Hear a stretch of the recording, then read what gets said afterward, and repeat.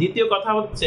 আপনার যথেষ্ট পরিমাণ ফান্ড আছে কিনা, এই জিনিসটি আপনি ভালো করে লক্ষ্য করবেন। কারণ অনেকে আছে যাদের ফান্ড কিছুটা কম, কিন্তু লিমিটেড কোম্পানি করে রাখে বা করার একটা চিন্তা আছে, যেহেতু তিনি ফান্ড রেজ করবেন বা ফান্ড রেজ করার একটা বিষয় আছে, তখন অনেক সময় ইনভেস্টররা দেখে যে কোম্পানিটা লিমিটেড কিনা, অর্থাৎ কোম্পানিটা রেজিস্টার্ড কিনা, বা কোম্পানিটা রেজিস্টার্ড হলে তখন অনেক সময় ইনভেস্টররা আগ্রহ প্রকাশ করে থাকে। কিন্তু একটি কোম্পানিতে ইনভেস্টররা তখনই আগ্রহ প্রকাশ করে থাকে যখন কোম্পানিটা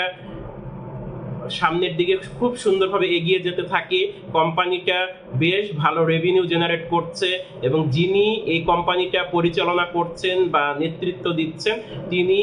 খুবই চৌকস এবং তিনি খুব ভালোভাবে এটি পরিকল্পনা করে সামনের দিকে এগিয়ে নিয়ে যেতে পারবে। এরকম ফাউন্ডারের কাছেই ইনভেস্টররা তখন ইনভেস্ট করতে খুব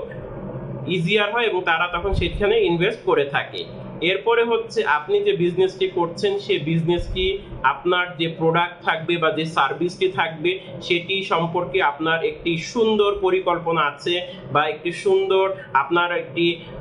গাইডলাইন আছে, যেখান থেকে আপনি প্রোডাক্টটি কালেক্ট করবেন, যেখান থেকে আপনি প্রোডাক্টটি নিয়ে আসবেন, অথবা যে সার্ভিসটি আপনি কাস্টমারদের কাছে দিচ্ছেন বা দিবেন সেটি আপনি কিভাবে দিবেন, কাদের মাধ্যমে দিবেন, আপনি কি এখানে এককভাবে আপনার এই সার্ভিসটি পরিচালনা করবেন কিনা, ইত্যাদি বিষয় আপনার কাছে সুন্দর একটি